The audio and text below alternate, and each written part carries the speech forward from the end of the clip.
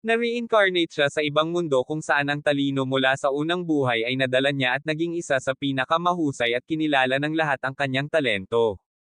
Siya na may dalisay na husay sa mga kasanayan sa programming si Tsubasa Kurata ay palaging nabighani sa mundo ng mga robot at AI. Lumaki ang batang prodigy bilang isa sa pinakamahusay na action figure programmer ng Tokyo. Isang gabi nang aalis na siya sa trabaho nakita ni Kurata ang kanyang mga empleyado na nagrereklamo tungkol sa isang partikular na proyekto na wala silang oras upang tapusin. Ayon sa karaniwang mga kalkulasyon ng tao ang proyekto ay tatagal ng isang average na programmer ng maraming oras upang gawin at sila ay sarado na. Pinapanatili ni Kurata ang kanyang signature smile at hinihimok ang kanyang mga tao na iwanan ang mga bagay sa kanyang mga kamay. Sa sandaling iyon bumalik si Kurata sa kanyang mesa at kinokode ang buong bagay. Nagagawa niyang tapusin ang trabaho sa oras at nailigtas ang kanyang mga kasamahan sa kanilang paglilibang. Ang kanyang mga kasamahan ay walang iba kundi ang nagpapasalamat sa kanyang tulong. Sa kanyang pag-uwi Kurata branches sa kanyang lokal na convenience store upang makakuha ng ilang bagong mga action figure at anime. Nakalulungkot sa kanyang pag-uwi na aksidente siya sa kalsada na kumitil sa kanyang buhay. Hindi nagtagal para sa mga tao na magtipon at magluksa sa pagpanaw ng mga pinakadakilang programmer na nakita ng Tokyo. Ilang buwan pagkatapos ng kanyang kamatayan muling isinilang si Kurata sa ibang mundo bilang Ernest T. Chevalier kung saan umiiral ang mahika at mga supernatural na bagay tulad ng mga demonyo. Ngayon si Ernesti ay isang matalinong batang lalaki na may katulad na mga katangian at kaalaman bilang Kurata. Isang gabi pabalik sa kanilang kaharian sina Ernesti ang kanyang ina na si Celestina at ang kanyang lolo ay inatake ng isang grupo ng mga makamandag na higanting lamok. Habang pinag-uusapan ang mga bagay-bagay sa kanyang ina lumabas ang lolo ni Ernesti sa karwahe upang tingnan kung ano ang nangyayari. Natagpuan niya ang mga surot na kumakain sa kanilang mga kabayo at sinunggaban sila. Sinubukan ng mga surot na tumakas ngunit naabutan sila ng lolo ni Ernesti at pinagbuksan sila ng laslas. Iniwan din ng nanay ni Ernesti na si Celestina si Ernesti sa karwahe. Kapag hindi sila nakatingin binuhat ng higanting surot ang mabigat na karwahe na nasa loob pa rin ni Ernesti. Walang magawa sina Lolo at Celestina habang nananalangin sila para sa kaligtasan ng kanilang anak. Nang malapit na silang mawalan ng pag-asa isang silhouette knight ang dumating sa eksena at inalis ang bug na iniligtas si Ernesti sa proseso. Tinitigan ni Ernesti ang robot na dumating upang tulungan siya at nagulat siya sa kung gaano ito kapareho sa mga nasa dati niyang mundo. Ang Silhouette Knight na isang robot na hinimok ng tao na may sukat at lakas na tumutugma sa sukat ng bug ay nakikipaglaban ng patas sa robot at inilalagay ito sa ilang mga tactical na galaw.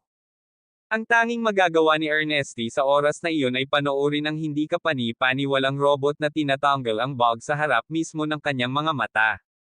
Ilang sandali matapos alisin ang surot bumaba mula sa sabungan ang piloto ng robot na si Matthias para bumati.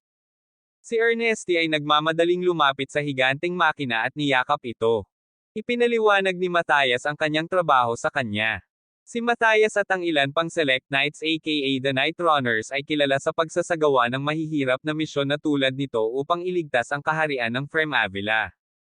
Taon 1268 at ginawa ni Ernesti ang kanyang misyon sa buhay na maging isang Silhouette Knight sa isang paraan o sa iba pa. Ipinanganak na may superior na talino kinuha ni Ernesti ang kanyang sarili na pag-aralan at Hussein ang kanyang mga kakayahan sa mahika sa lungsod ng Akademya ng Lay Ala malapit sa kabisera ng Cancun. Sa loob ng 3 taon pinag-aralan ni Ernesti ang buong basic ng magic at mana mula simula hanggang matapos. Sa kanyang paglilibang manunood siya ng Silhouette Knights at matutunan ang kanilang pag-encode. Lumipas ang 3 taon at naging sapat na ang edad ni Ernesti para magkaroon ng wand at spells. Isang gabi iniligtas ni Ernesti o Ernie ang isang batang babae mula sa pagkahulog sa bubong. Hangang-hanga ang dalaga na pinangalan ng Adi sa pagiging cute at cuddly ng kanyang tagapagligtas na si Ernie. Ang kanyang kaibigan si Arkhyde aka Archie ay dumaan upang suriin siya at pasalamatan si Ernie sa pagligtas sa kanya. Matapos makita kung ano ang maaaring gawin ni Ernie hiniling ng magkakaibigan kay Ernie na ituro sa kanila ang mga trick sa magic. Noong una ay tumanggi si Ernie ngunit pagkatapos ay pumayag na tulungan sila pagkatapos ng maraming panghihikayat. Nang maglaon sumali si Ernie at ang kanyang mga tao sa akademya ng Night Runner upang matutunan ang mga tali sa pagiging isang Silhouette Knight. Sa kanyang unang klase naging maangas si Ernie at hiniling sa kanyang guro na payagan siyang pumasok sa mga klase sa middle school. Siyempre tumanggi ang guro na gawin niya ang ganoong bagay. Ayon sa kanya si Ernie ay walang malawak na pangunawa sa mga pangunahing kaalaman at kulang din sa taas na kailangan para maging Silhouette Knight. Pagkatapos ng klase sa araw na iyon habang nakikipag-hangout kasama ang kanyang mga kaibigan nakakuha si Ernie ng magandang ideya na matutunan ang lahat ng mga pangunahing kaalaman sa lalong madaling panahon upang mabilis siyang maging Silhouette Knight. Habang binibigkas niya ang kanyang mga plano sa kanyang mga tao dumaan ang tatlong bully na may dalang martilyo ng maliit na lalaki. Hinahabol ng dude ngunit napakabagal upang maabutin sila. Huminto si Ernie at tinanong siya kung bakit kailangan niya ng martilyo. Sinabi sa kanya ng dude na ginagamit niya ang martilyo upang gumawa ng mga bahaging metal para sa katawan ng robot. Pinahahalagahan ni Ernie ang kanyang trabaho at ginagamit ang kanyang mahika para makuha ang martilyo. Upang ibalik ang pabor dinala ng martilyo si Ernie at ang kanyang mga kaibigan sa paggawaan ng kanyang ama para sa paglilibot sa lugar. Doon nakuha ni Ernie ang ideya na baguhin ang kanyang magic wand upang maging katulad ng isang baril. Natural tinututulan ito ni Adi at Archie ngunit nasa isip na ni Ernie na baguhin ang kanyang baril. Tinanong niya ang martilyo dude tungkol dito at pumayag siyang tulungan siya. Pagkalipas ng ilang araw nag-organisa ang mga guro ng klase ni Ernie ng isang maliit na demonstrasyon kung saan dumarating ang mga mag-aaral at subukan ang mga spelling na natutunan nila sa ngayon. Sa lugar ng pagsusulit nakiusap si Ernie sa guro na payagan siyang pumasok sa middle school class. Pagod sa kanyang pagyap ipinangako ng guro na ipapasa siya sa kondisyon na gagawa siya ng isang high-profile na magic spell upang sirain ang mga target. Ngumiti si Ernie inilabas ang kanyang wand na binago ng baril at binali ang lahat ng 5 target. Lahat ay nagulat sa kahangahangang pagpapakita ng kasanayan. Sa kalaunan si Ernie ay na-promote sa middle school at nagsimulang dumalo sa mga klase kasama nila. Makalipas ang 3 taon 12 na si Ernie. Sa isang nakamamatay na araw sumilip siya sa isang malaking gusali upang tingnan ang ilang mga sariwang batch ng Silhouette Knights na ginawa. Doon nagreklamo si Ernie sa kaibigan kung ilang taon na ang mga disenyo ng Knight. Maya-maya lang ay huminto ang mga kaibigan ni Ernie at tinawag siya para sumama sa kanila. Sa puntong iyon ang mga Night Runner ay sumakay sa ilang Silhouette Knight at ini-escort ang mga estudyante sa isang mapanganib na kagubatan para sa kanilang field trip. Pagsapit ng gabi kumakain ng masarap na hapunan si Ernie at ang kanyang mga kaibigan sa kanilang kampo. Dumating ang nakatatandang kapatid na babae ni Adi upang suriin ang kanyang nakababatang kapatid na babae. Nang malaman niyang kaibigan ng kapatid niya si Ernie pinuri niya ito at pinasalamatan sa pagiging mabuting kaibigan niya sa kapatid. Nang maglaon iniwan niya ang maliliit na bata upang ipagpatuloy ang kanilang talakayan. Pagkatapos ng ilang maliliit na pag-uusap lumabas si Ernie sa kampo para tingnan ang mga Silhouette Knight. Isa sa mga senior Night Runner si Edgar ay naglalakad patungo kay Ernie at nagpapaliwanag ng ilang bagay tungkol sa Silhouette Knight na nasa harapan niya. Ilang sandali pa pinayagan niya si Ernie na tingnan ang makina. Masayang ginawa ito ni Ernie at nakakuha ng hands-on na karanasan sa robot. Ilang sandali pa may ilang demonyong halimaw na lumapit sa kanilang kampo. Sa kabutihang palad mabilis silang nababaliw ng mga scout kaya may sapat silang oras para makapasok sa kanilang mga kabalyero at ihanda ang mga estudyante para sa paglikas. Matapos may sakay ang lahat ng mga estudyante sa karwahe sina Edgar Hellive Diet at ilang iba pang piling kabalyero ay nakipag-away sa mga hayop. Tinutulungan ni Adi at Archie ang kanilang nakatatandang kapatid na babae na pabagsakin ang ilang halimaw. Sa hindi kalayuan isang behemoth ang dumating at nagbabanta sa kabisera. Tinukoy ng isa sa mga Night Runner mula sa kaharian ang behemoth at ipinadala ang impormasyon sa kanyang mga superior. Gayunpaman ang mga nakatataas na tila may masamang plano ay hinimok siya na tumakbo sa kabisera upang ipaalam sa iba. Pagkaalis niya inihanda ng mga nakatataas ang kanilang mga sarili upang labanan ang behemoth. Lahat sila ay nababagay sa kanilang Silhouette Knights at nagpaputok sa behemoth. Ang behemoth na ang buong katawan ay binubuo ng napakatigas na baluti humaharang sa kanilang mga pag-atake at karera patungo sa lungsod. Hindi nagtagal bago ito dumaan sa mga Night Runner at bumute sa pader ng lungsod. Pansamantala huminto sandali ang mga mag-aaral upang tasahin ang pinsalang ginawa sa kanilang kampo at posibleng sinuman. Kinikilala nila ang ilang mga nasugatan at dinala sila sa ligtas na mga stretcher. Niyakap ng nakatatandang kapatid ni Addie si Ernie dahil sa pagtulong sa kanya na ilabas ang mga demonyong hayop. Si Ernie naman ay patuloy na nagtataka tungkol sa elepante sa silid. Sa palagay niya ay napakarami lamang ng kawen para umatake sila sa isang direksyon. Hindi iyon ang kanilang karaniwang pattern. Pinaghihinalaan niya na maaaring sila ay tumatakbo mula sa isang bagay o isang tao. Hindi niya lang alam kung ano. Sa sandaling iyon dumating sa kabisera at ipaalam sa mga general ang behemoth. Habang sinusubukan nilang bumalangkas ng plano para ilabas ang behemoth, binanggit ng isa sa kanila ang mga estudyante sa Cloquet Forest na kumukuha ng pagsusulit. Inilalagay nito ang mga general sa kanilang mga daliri habang nagmamadali sila upang protektahan ang mga estudyante. Sa loob ng ilang minuto nahanap ng behemoth ang hideout ng mga estudyante at inatake ito. Sina Healthy Edgar at ang iba pang mga Night Runners ay nagsusuot at binibili ang oras ng mga estudyante para makataka sa behemoth. Habang ang iba ay tumatakbo para sa mahal na buhay, si Ernie ay tumayo upang malaman ang ilang bagay tungkol sa kaaway. Si Diet na isa sa mga Night Runner at ang kanyang kaibigan ay sumulong at sumugod sa bibig ng behemoth. Sa kabila ng pagbabala ng kanilang pinuno na si Edgar. Nakalulungkot para sa kanila, sinisira ng behemoth ang kaibigan ni Diet. Nang makita ito, tumakbo si Diet para dito. Karera niya para sa makakapal na halaman na umiiyak para sa kanyang buhay. Nakita siya ni Ernie at hinabol siya. Pagkatapos ay nakita niya ang silhouette knight ni Diet pababa at palabas kasama si Diet na umiiyak sa loob nito. Nang hindi nag-iisip, binuksan ni Ernie ang hatch at inagaw ang silhouette knight mula sa duwag. Pagkatapos umupo siya sa sabungan at sinusubukang i-pilot ito.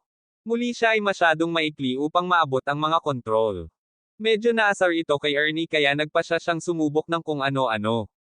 Ginagamit niya ang kanyang mana para kontrolin ang silhouette knight at ibalik ito sa buhay. Nakakagulat, ito ay gumagana at sa lalong madaling panahon ang silhouette knight ay bumalik sa kanyang mga paa. Pinalakas ni Ernie ang kapangyarihan para maabot ang kabalyero at tumakbo patungo sa behemoth sa kamangha-manghang bilis. Bumalik sa larangan ng digmaan si Edgar at ang kanyang koponan ay kumuha ng napakalakas na apoy mula sa behemoth dahil hindi ito bumibitaw anumang oras sa lalong madaling panahon. Sa kabutihang palad para sa kanila, nagpakita ang robot ni Diet at sumali sa laban. Ang behemoth ay nagtatanggol sa sarili, ngunit si Ernie ay patuloy na umaatake at sinusubukan ang iba't ibang mga pattern ng pag-atake na inaalok ng silhouette knight. Pagkatapos ng maikling pagsasanay, naisip ito ni Ernie malamang ang halimaw ay gumagamit ng magic enhancement upang suportahan ang malaking frame nito. Ngayon ang kailangan lang niyang gawin ay tamaan ang behemoth kung saan ito pinakamasakit at sana ibagsak ito. Sinubukan niyang tingnan ang mga mata, ngunit ipinikit ito ng behemoth bago makarating doon si Ernie. Hindi nito napigilan si Ernie habang patuloy siyang naghahanap ng paraan para mapabagsak ang behemoth. Di nagtagal, ang iba pang mga kabalyero ay sumama sa kanila sa larangan ng digmaan kasama ang kanilang mga kilalang bunker ng kumpol. Ginagamit nila ang mga cluster bunker sa lahat ng apat na paa ng behemoth. Gayunpaman, tumanggi itong bumaba. Ibinabalik ng behemoth ang mga pag-atake at sinisira pa ang ilan sa mga robot sa proseso. Naasar si Ernie at kinasuhan ang behemoth na may layuning pumatay. Sa daan ng kanyang silhouette na tagapag-alaga ay nagsimulang masira mula sa pagkapagod. Huminto ng kaunti si Ernie at hinikayat si Diet na kunin ang manibela habang may sinusubukan siyang iba. Sa pagkakataong ito, lumabas siya sa night at gumamit ng air bullet magic attack para gumawa ng mga sonic boom na pumipigil sa behemoth sa kanyang mga track. Nang makalapit na ang behemoth, binigyan ni Ernie ng go-ahead si Diet na tumalon pabalik at bitawan ang mga electric field ng kabalyero. Sinundan ni Diet ang pangunguna ni Ernie at nagulat ang behemoth sa limot. Dahil nakamulat ang mga mata nito, napunta ang kuryente sa utak nito at nag-short circuit.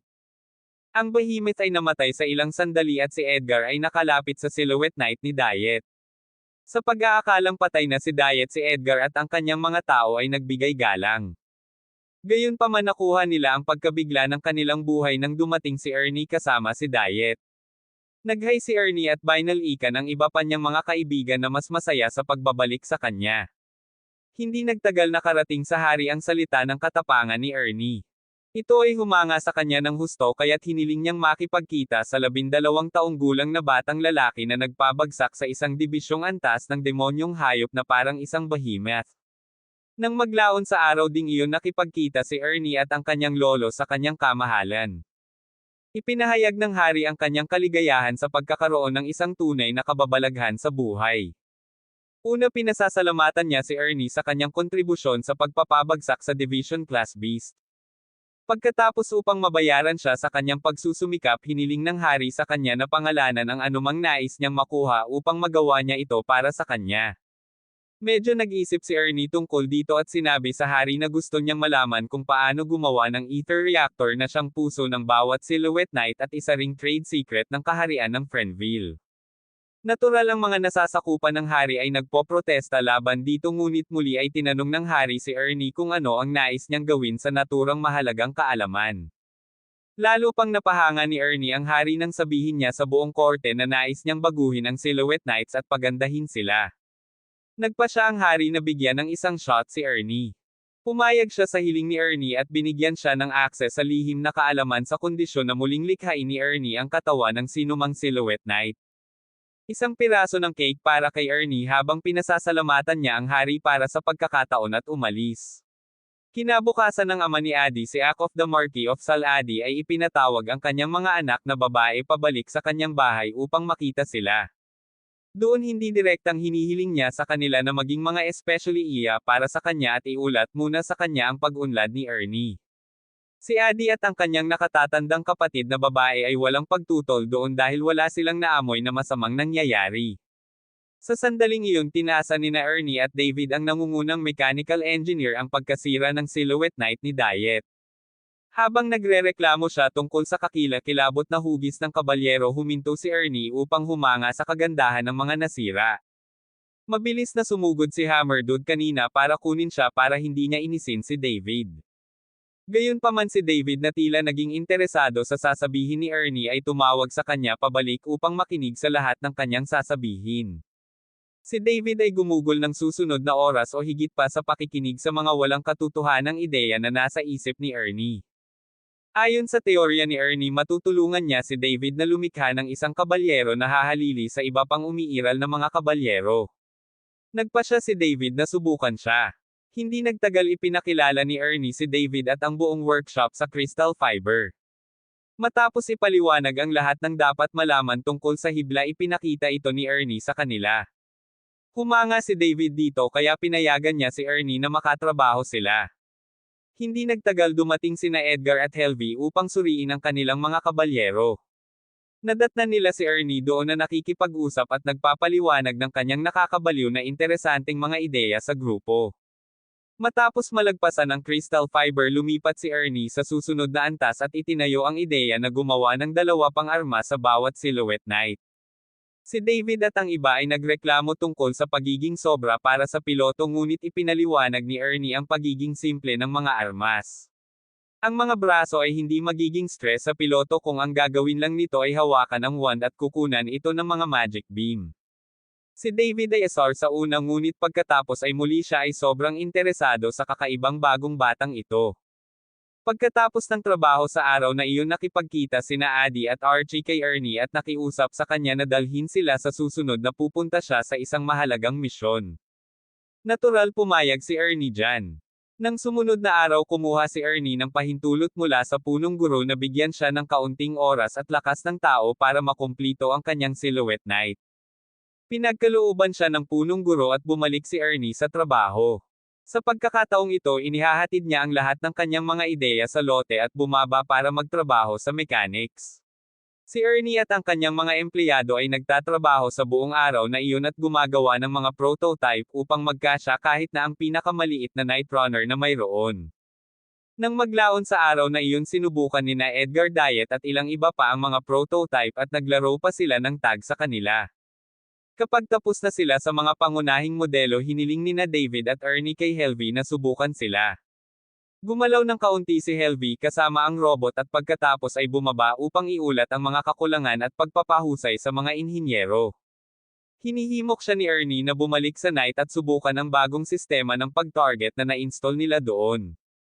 Bagamat nangangailangan pa rin ng maraming trabaho ang katumpakan, gumagana ng maayos ang sistema ng pag-target. Si Diet na tila nawala sa kanyang takot ay mas masaya kaysa kailanman na sa wakas ay makakita ng ilang mga pagpapabuti sa Silhouette Knights.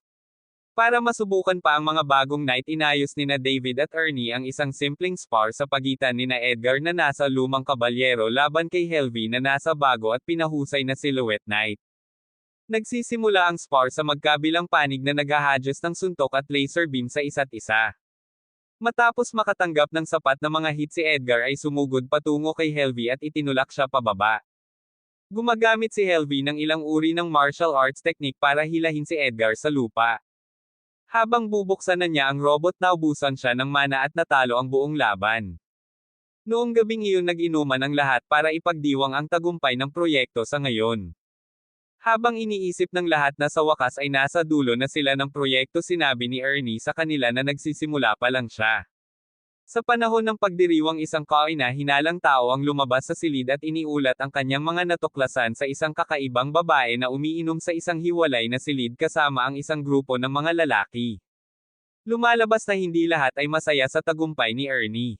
Kinabukasan, bumalik si Ernie at ang kanyang grupo ng masayang mga inhinyero sa drawing board upang harapin ang kanilang pinakamahalagang problema. Lumalabas na ang kanilang bagong Silhouette Knight ay nakakaubos ng labis na mana sa maikling panahon. Kaya para ayusin ito, nagpasya silang baguhin ang form para ma-accommodate ang kaunting mana discharge sa isang pagkakataon. Habang sila ay nasa ito, sinubukan ni Ernie at ng kanyang mga kaibigan ang mas maliit na laki ng mga prototype na ginawa nila sa gilid. Sinusubukan nila ang tampok na chain, ang mga tampok ng arrow at ilan pang espesyal na tampok na idinagdag ni Ernie sa prototype. Pagkatapos, bumalik sila sa pangunahing gusali upang tingnan ang bagong disenyo para sa Silhouette Knight. Medyo nadismaya si Ernie at ang kanyang mga kasama sa laki ng Night Runner. May mga bagay pa rin na kailangang ayusin. Bumalik si Ernie sa klase at muling pinag-isipan ang kanyang disenyo sa iba pang mga kabalyero habang sinusubukang malaman ang pinakamahusay na paraan upang baguhin ang kanyang sarili. Sa kalaunan, itinuturing niyang kumpleto ang Telestale Knight. Yung iba naman, kailangan lang niyang maging seryoso sa kanila.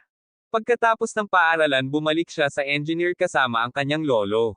Doon tinatalakay nila ang ilan pang mga bagay na dapat nilang alalahanin, tulad ng kung ano ang magiging reaksyon ng lab kapag nalaman nilang ang bago at pinahusay na disenyo ay binuo ng isang batang lalaki na may malawak na kaalaman. Sa hindi kalayuan, sina Addie at Archie ay nag-iisip na sabihin sa kanilang ama ang tungkol sa pag-unlad ni Ernie sa mga kabalyero.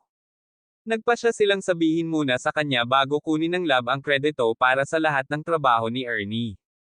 Noong gabing iyon, nagpadala ng mensahe si Marky Dixgard sa lolo ni Ernie na humihiling ng madla sa mga mag-aaral na lumikha ng bagong batch ng Silhouette Knights. Sa sandaling matanggap niya ang mensahe, pinapayagan ng lolo ni Ernie ang mga kabalyero ni Dixgard na piliin ang lahat ng mga mag-aaral na kasangkot sa paglikha ng mga Silhouette Knight. Matapos marinig ang sasabihin ng lahat ng mga gwardya, sina David, Ernie at lahat ng iba pang kasama sa paglikha ng Silhouette Knight ay agad na nagsimulang magmarcha patungo sa kuta ni Dixgard na hindi nila alam.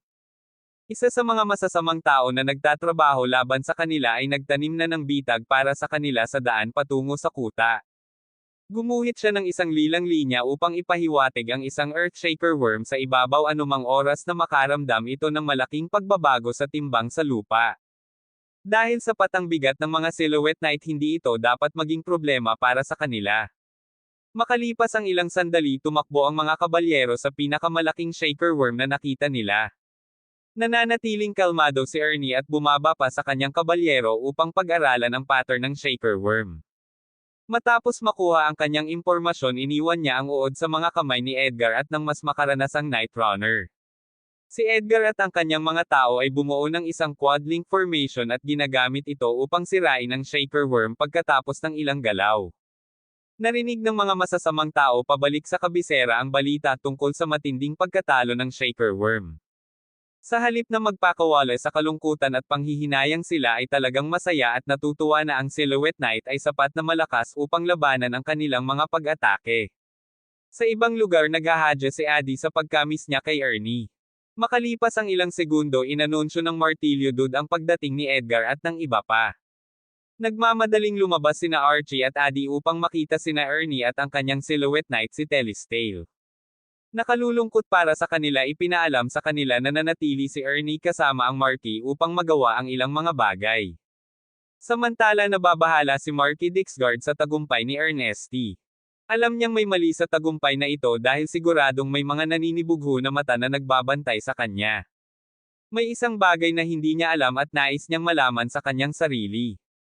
Samantala si Stefania ang nakatatandang kapatid na babae ni Addie ay dumating sa opisina ng kanyang ama upang makipag-usap sa kanya. Matapos linisin ang silid hinarap niya ang kanyang ama tinanong siya kung bakit sinabi niya kay Marky Dixguard ang tungkol sa proyekto ni Ernie. Bago niya makuha ang kanyang sagot lumipat ang eksena sa susunod. Sa eksenang ito ipinatawag ni Marky Dixguard si Ernie upang ituro sa kanya ang buong mekanikal at elektrikal na bahagi ng kanyang silhouette knight Telestale. Masayang ginagawa ito ni Ernie ngunit muli nagreklamo siya tungkol sa ether reactor na masyadong luma para sa ilan sa kanyang mas mahusay na mga disenyo upang gumana. Matapos marinig ang lahat ng sasabihin ng bata sinabi ni Dixguard kay Ernie na siya ang kukuha ng kredito para sa lahat ng trabaho ni Ernie. Hinihiling niya kay Ernie na siguraduhing ayos lang iyon. To his surprise walang problema si Ernie dito. Iniinis nito si Dixguard dahil hindi niya maintindihan kung bakit ayaw ni Ernie na makilala. Sinubukan ni Ernie na ipaliwanag ang kanyang sarili ngunit pinutol siya ni Dixguard at ipinaalam sa kanya kung gaano kahalaga ang kanyang trabaho. Pakiramdam niya ay minamaliit ni Ernie ang 300 taon ng pagsusumikap dahil ang kanyang bagong disenyo ay nalampasan ang lahat ng mga dating disenyo na kanilang nagawa. Pinutol siya ni Ernie at sinabing may susunod pa. Sa puntong ito pinapakalma ni Dixguard ang kanyang sarili at sumuko sa pagbabago. Umupo si Marky Dixguard at inalala ang kanyang kabataan. Para siyang katulad ni Ernie noon bata at puno ng buhay at mga inobasyon. Pagkatapos ay tinanong niya si Ernie para sa kanyang motibasyon sa likod ng paggawa ng lahat ng ito. Sinasabi sa kanya ni Ernie na libangan niya ito walang iba walang kulang. Lubusang huminahon si Dixguard at hinayaan ang 12 taong gulang. Sa ibang lugar ang ama ni Addie ay nag-aayos ng isang pagpupulong kasama ang kanyang mga anak upang pag-usapan ang dahilan kung bakit niya pinakilala si Ernie sa Marky. Sa kabutihang palad walang masama sa pagpupulong. Habang umiinom si Dixguard ng kanyang tasa ng kape sa umaga inilabas ni Ernie ang kanyang journal at ipinaliwanag kung gaano kalawak ang kanyang kaalaman sa silhouette knight. Nagulat si Marky dito at pinayagan si Ernie na manatili sa kanyang lugar ng ilang araw. Sa puntong ito nagtatampo na si Addie sa pagkamis niya kay Ernie. Sinusubukan ng lahat ng tao sa workshop na pakalmayan siya ngunit nagsimulang mag-isip si Addie ng kakaiba. Hiniling niya sa kanyang mga tao na pumasok sa kuta ng Marky at bawiin si Ernie para sa kanilang sarili. Gayunpaman ipinapayo nila na ito ay magiging masama para sa negosyo. Nakakuha si David ng ideya at naglagay ng mapayapang paraan para mabawi si Ernie mula sa Marky. Pagkalipas ng ilang araw sinalakay ng mga demonyong hayop ang Derry Village. Bilang bahagi ng Fremville Kingdom nagpapadala ang Derry Village ng distress signal sa kabisera at nagpadala sila ng silhouette knight sa The Weird Lady kanina at ang kanyang mga alipors ay lumabas sa mga anino upang magdulot ng higit na kalituhan sa kabisera at puwersahin ang digmaan. Sa sobrang layo ni Ernie walang paraan para malaman niya ang tungkol sa pivotal event na malapit nang mangyari. Pansamantala pinapilot ni Diet ang kanyang bago at pinahusay na War Knight. Binabaluktot niya ang mga bagong mekanika at sinubukan ang ilan sa mga pinakabagong upgrade sa armor nito at lahat. Nang tanungin tungkol sa kanyang karanasan sinabi ni Diet kay David na napakabuti na masama ang kanyang pakiramdam na isuko si Gwar sa gayunpaman bumaba siya mula sa kanyang kabalyero at ipinagpatuloy ang kanyang araw na trabaho. Sa sandaling iyon dumating sina Addie at Archie sa mga karwahe na puno ng maliliit na prototype na knight na hinimok ng tao. Yung ginawa ni Ernie para sa kanilang tatlo. Bago umalis patungo sa kuta tiniyak ni David upang matiyak na mayroon silang pahintulot na dalhin ang gayong mataas na profile na makinarya. Sa kabutihang palad ginagawa nila. Sina Edgar at Dietrich aka Diet ay umalis kasama sina David Addie at Archie at sinamahan sila sa kuta ng Marky. Ilang sandali matapos talunin ang mga demonyong hayop sa Derry Village, nagpadala ang Night Runners ng isang emisaryo sa kabisera upang ihatid ang sitwasyon sa hari at sa iba pa. Sa kanyang pagpunta sa kabisera, ang emisaryo ay inatake ng Weird Woman at ng kanyang mga tao. Pinapatay nila ang Night Runner at na-hijack ang kanyang Silhouette Knight.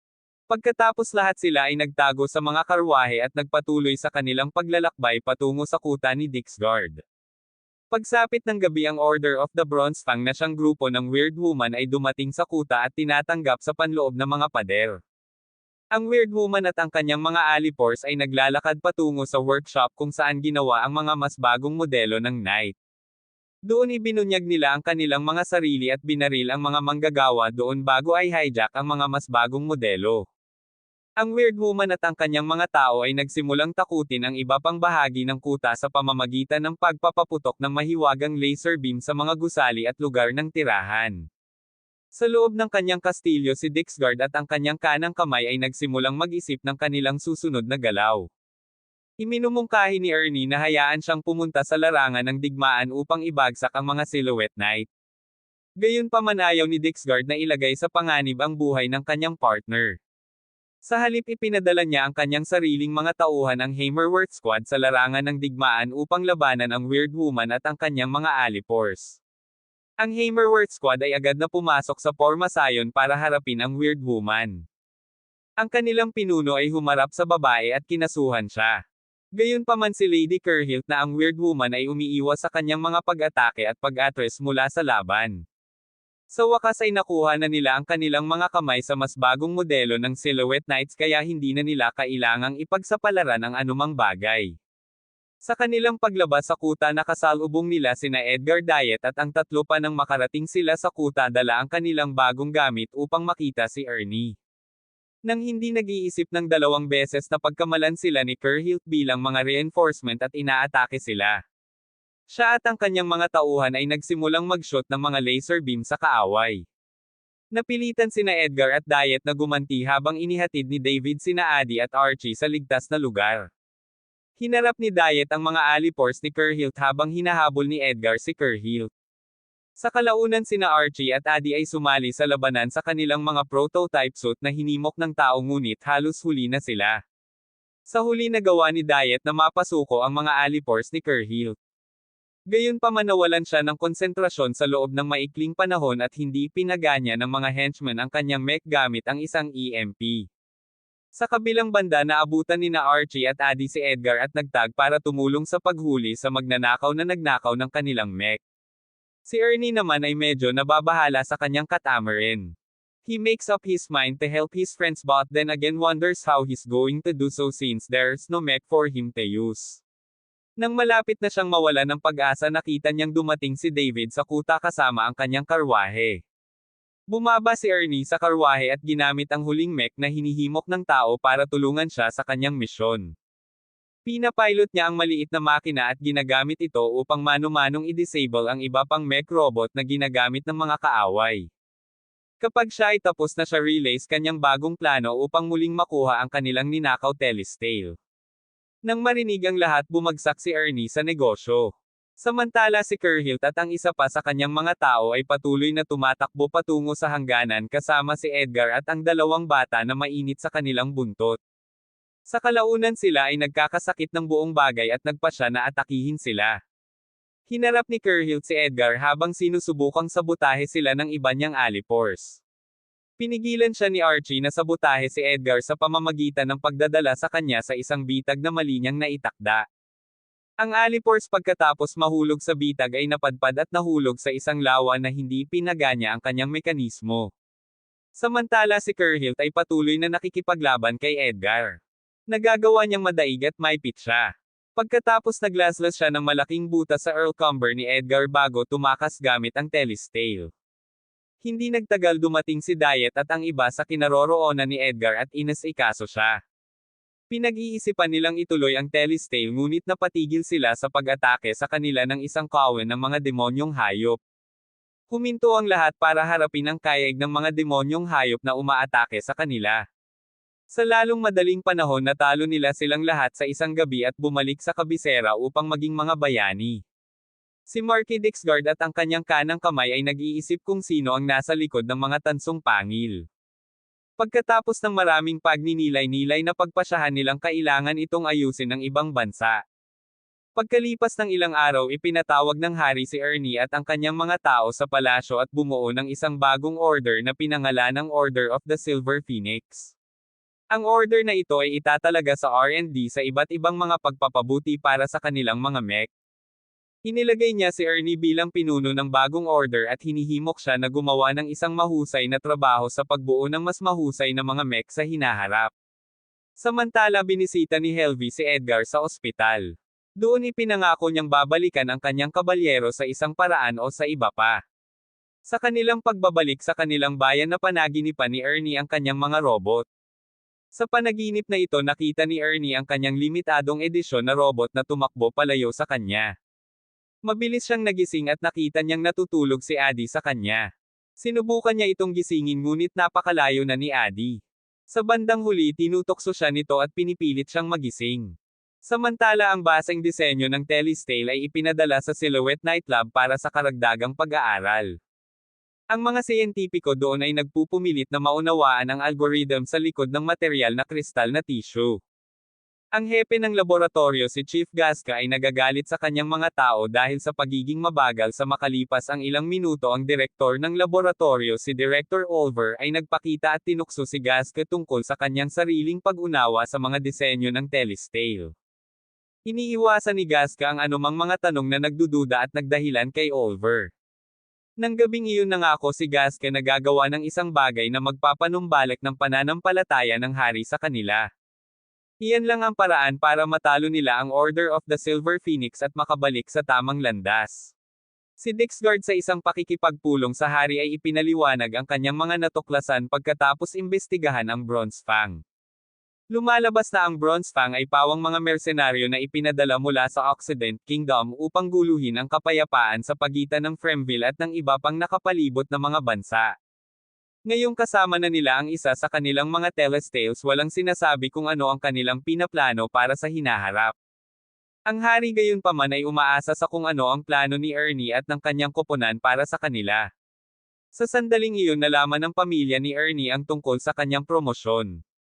Bagamat medyo nagulat sila nananatili silang masaya sa pagkilala. Kinabukasan dumating si Ernie sa workshop kasama ang isa pang binagong bersyon ng miniaturized mech bot na hinimok ng tao. Ang bot na ito ay isang service bot na makakatulong sa mga workshop na makapaghatid ng mga heavy-duty na kagamitan ng mas mabilis. Nang makita ito labis na nagulat at humanga si David at ang iba pa sa inobasyon ni Ernie. Ipinaalam sa kanila ni Ernie ang tungkol sa mekanika at pinapayagan silang gamitin ang mga miniature na kabalyero ayon sa gusto nila. Sa susunod pumila si Ernie at ang kanyang mga tao para pumirma ng partnership sa mga Marquee Knights para makipagtulungan sa kanila. Nakatanggap din sila ng mensahe mula sa kamahalan. Tila ang hari ay nag-organisa ng isang palakaibigang spar sa pagitan ng Silhouette Nightclub at ng Order of the Silver Phoenix sa loob ng 10 buwan. Sa panahong ito ang dalawang partido ay gagawa ng pinakamahusay na mga mekanisadong robot at pagkatapos ay ipapakita ang mga ito sa hari at iba pang mahahalagang opisyal ng estado. Nang marinig ito si Ernie at ang kanyang koponan ay nahihikayat na lampasan ang kanilang mga limitasyon. Halos kaagad ipinakita ni Ernie ang mga bagong plano na ginawa niya para sa kanyang mga robot at ipinakita ang mga ito sa koponan. Habang ang iba ay gumagawa ng disenyo si Ernie ay patuloy na nagluluto ng mas kahangahangang mga disenyo upang malaglag ang mga pangapagdating ng paligsahan. Lumipas ang ilang buwan ng may sensinang gusali at pagsubok habang papalapit ang malaking kaganapan. Pagkatapos ng graduation nag-recruit si David ng mga bagong tao para sumali sa workshop at magtrabaho kasama ang Order of the Silver Phoenix. Sa kanilang induction ipinakilala sila ni Edgar at ng iba pa sa kanilang amo na si Ernie at lahat sila ay nagulat. Pagkatapos ng induction speech nakipagpulong si Ernie sa private investigator na inupahan niya para mangisda sa traidor na naglabas ng kanyang sikreto sa kaaway. Ayon sa kanyang natuklasan natagpuan niya ang daga sa gitna ng mga estudyante ngunit hindi pa rin natuklasan kung sino ang tunay na nasa likod ng insidente ng Telestale. Pinasalamatan siya ni Ernie sa kanyang pagsusumikap at hinihimok siyang gumawa ng higit pa. Si Adi na nakikinig sa pag-uusap namin ni ay nagseselo sa detective dahil mukhang seryoso si Ernie sa kanya. Sa sandaling nawala ang tiktik pumasok siya sa silid at hiniling kay Ernie na payagan siyang mag-pilot ng Silhouette Night. Nakapagtataka pumayag si Ernie na sumakay siya. Sa susunod na eksena pinalakas ni Ernie ang kanyang pinakabagong imbensyon at napunta sa kagubatan. Pagkatapos ng aksidente sumugod ang kanyang mga kasamahan sa trail at nakita siyang walang malay sa makina. Maya-maya ay nagising si Ernie at nagpatuloy sa pakikipag-usap tungkol sa mga pagpapahusay na gagawin sa makina. Pinipigilan siya ng kanyang mga kaibigan na magsalita ng labis at ipinaalala sa kanya kung gaano kaasar si David kapag nalaman niyang nawasak ang kanyang pinakabagong imbensyon. Bumalik si Ernie at ang kanyang mga kaibigan sa workshop at nagulat kay David. Pinagalitan ni David si Ernie ng husto sa pagsira sa napakagandang makina at sinabihan siyang bawasan ang kanyang makabagong pag-iisip hanggang sa malagpasan nila ang pagkatalo. Nang hindi nag-iisip ng 2 beses sinabi ni Ernie sa kanila ang tungkol sa susunod na malaking bagay. Sa pagkakataong ito plano niyang bumuo ng isang makinang pinapagana at kinokontrol ng mana ng 2 tao. Sa loob ng ilang araw kumpleto na ang makina at pinayagan niya sina Archie at Adi na i-pilot ito. Gaya ng inaasahan na bigo ang bagong disenyo ngunit hindi nito napigilan si Ernie na gumawa ng mga pagpapabuti. Dinala ni Helvy si Adi sa ilog upang maligo at maglinis habang ginagawa ng mga lalaki ang lahat ng mabibigat na buhat. Habang nililibang nila ang malamig na tubig nananatili sa workshop si Ernie at ang iba pa. Lumilikha si Ernie ng isang pangunahing sistema at ibinigay ang isa sa mga prototype kay Edgar. Sa ganitong paraan tanging ang may hawak ng susi ang maaaring magpatakbo ng Silhouette Night. Sinubukan ni Edgar ang susi at nalaman ang mga kinks sa likod nito. Hindi nagtagal bumalik si Ernie at ang kanyang koponan at mas mahusay. Patuloy silang nagtatrabaho hanggang sa wakas ay oras na para sa spar. Sa D-Day si Geiska at ang kanyang mga tao ang unang magpapakita ng kanilang Silhouette Nights. Kahit na ang mga kabalyero ay nilagyan ng bagong software at mechanics ang pangkalahatang disenyo ay mukhang archaic pa rin. Binigyan ni Geiska ang hari ng mahabang paliwanag tungkol sa mga bagong kabalyero. Matapos marinig ang lahat ng kanyang sasabihin pinuri siya ng hari sa kanyang pagsusumikap at ibinigay ang sahig sa pagkakasunod-sunod ng mga Silhouette Night.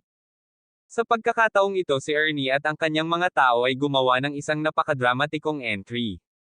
Ang kanilang dalawahang pilot na laban na may istruktura na kahawig ng sa isang centurion ay sumugod sa arena at nahukay ang iba pang mga kabalyero na kanilang idinisenyo kanina. Ang hari at ang lahat ng naroon ay humanga sa pagiging komplikado ng disenyo at sabik silang makita kung ano ang magagawa ng mga kabalyero ni Ernie. Bago magsimula ang laban bawat Night Runner na naruroon para sa kunwaring labanan ay nagpapakita ng kanilang sarili sa hari. Inihanda ni Haring Ambrosius ng Fremble ang tungkol sa 4 na laban ni Ernie upang labanan ang 6 na laban ni Geiska. Sa halip na makitang nakakatakot ang pag-aayos nasasabik si Ernie na sa wakas ay magkaroon ng mock battle pagkatapos maghintay ng 10 buwan. Sa isang lugar sa paligid ng arena si Prinsipe Emrys anak ni Crown Prince Letema sa wakas ay bumalik sa kaharian matapos siyang tawagin ng hari pabalik sa kaharian. Bago makipagkita sa kanyang lolo tumambay muna siya sa paligid para panoorin ang laban. Makalipas ang ilang segundo nagutos ang hari na magsimula na ang laban. Ang koponan ni Ernie ay unang naniningil at ang mga runner ng lab ay naghanda para sa pag-atake. Gayunpaman ang ikinagulat nila ay nang i-activate ni Ernie ang kanyang Super Turbo Mode. Ang mga runner mula sa Geiska ay walang sapat na oras upang maghanda para sa depensa habang ang mga robot ni Ernie ay humahabol sa kanila sa mataas na bilis. Sa isang pagsingil pinatumba ni Ernie ang isa sa mga runner at iniwan ang iba para sa natitirang bahagi ng kanyang koponan.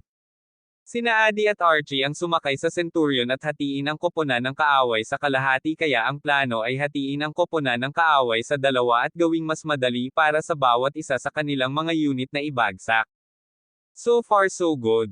Mukhang gumagana ang planong ito. Hinihintay ni na Edgar at Dietrich ang hudyat na magpatuloy. Kapag nakuha nila ito sumama sila sa laban at harapin ang mga runner ng direkta.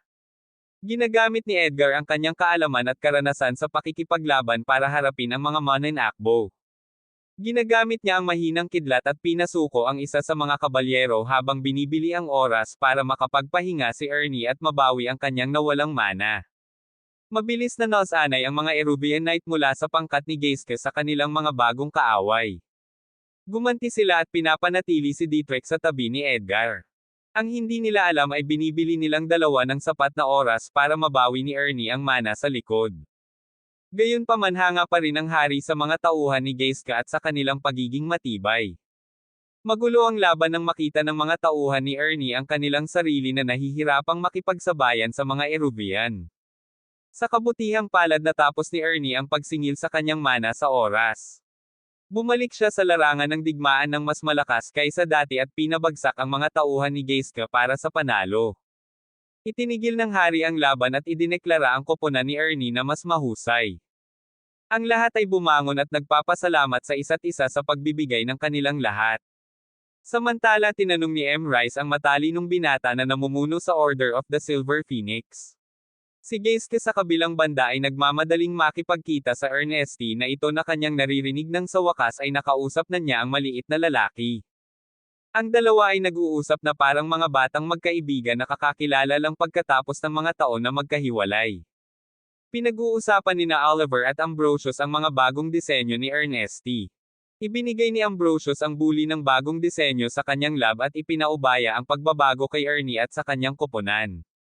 Si Geiske pagkatapos makipag-usap sa batang si Ernesti ay nabuhayan ng loob at nakitang muli ang kanyang pagkahilig sa mga Isilhauit Knights. Pagkalipas ng 2 buwan makikita ang magkabilang panig na nagtatrabaho sa mga pag-upgrade at pagpapahusay sa kanilang mga kamakailang build. Samantala humiling si Ambrosius na makipagpulong sa kanyang anak si Lyde Amos at apo si M. Rice matapos silang makasama sa isang silid na kasama niya. Sa wakas ay ginawa niya ang malaking anunsyo. Matapos mamuno kay Fremble sa loob ng 36 na taon sa wakas ay bumaba na sa pwesto si Ambrosius bilang hari at ginagawa ang kanyang koronang prinsipe na hari ng bansa. Kasabay nito nagtapos si Ernie at ang kanyang koponan sa gitnang paaralan at ngayon ay binibigyan ng ganap na kalayaan upang gawin ang kanilang nais. Nakipagkita si Ernie kay M. Rice sa unang pagkakataon at ipinakilala ang kanyang sarili sa prinsipe. Hindi nagtagal sumama sa kanila si Ambrosius at hiniling kay Ernie na lumikha ng Silhouette Knight para sa kanyang sarili at sa kanyang apo.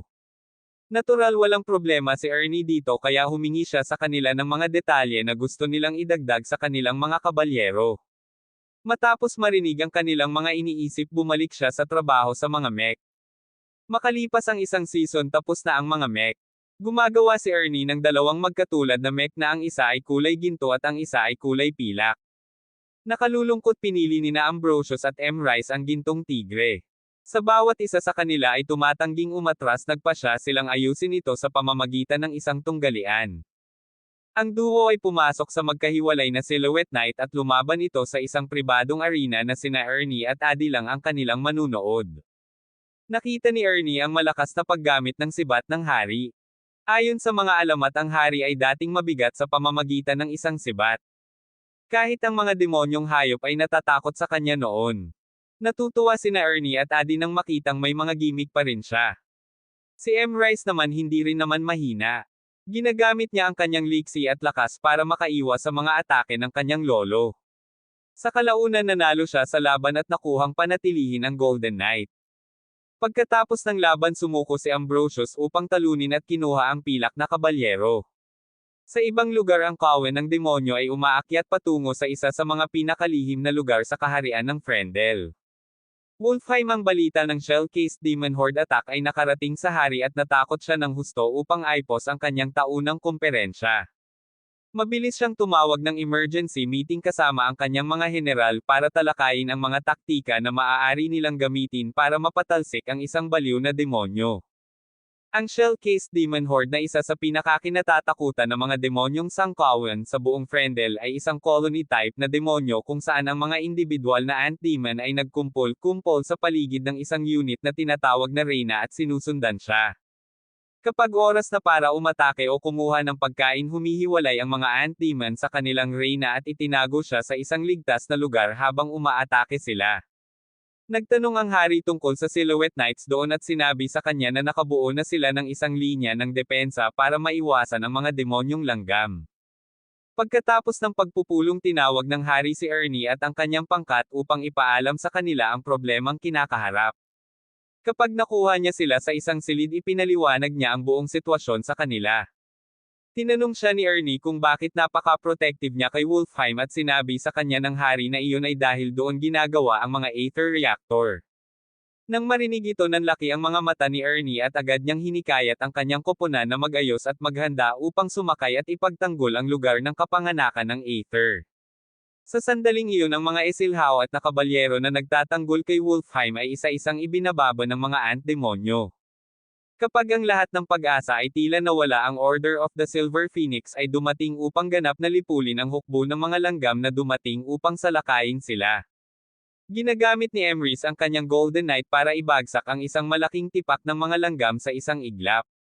Sumama rin sa kanya ang hari at pinayuhan si Ernie at ang kanyang mga tao na hanapin ang Reyna sa kagubatan habang patuloy silang nakikipaglaban sa iba pang mga langgam.